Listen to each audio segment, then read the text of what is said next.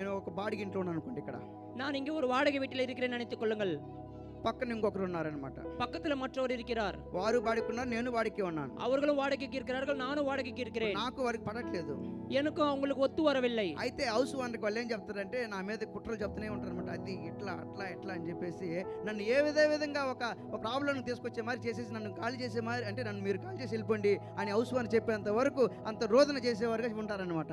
மற்றவர் சொல்கிறார் ஹவுஸ் ஓனரிடம் என் மீது குறைகள் சொல்லி நான் எப்படியாவது வீடு காலி பண்ண வைக்க வேண்டும் என்ற நோக்கத்தோடு என்னை குறித்து இல்லாத பொழுது ஹவுஸ் ஓனரிடம் சொல்லிக் கொள்கிறார். కారణం ఏంటంటే ఆశీర్వదించబడుతుంటే వారికి నచ్చట్లా. ஏனென்றால் அது காரணம் நான் ஆசீர்வதிக்கப்படுவது அவர்களுக்கு விருப்பம் இல்லை. వీడేంట మట్టి పట్టుకుంటే బంగారం అయిపోతుంది. என்னடா இவன் மண்ணை பிடித்துக் கொண்டால் தங்கமாகிறது.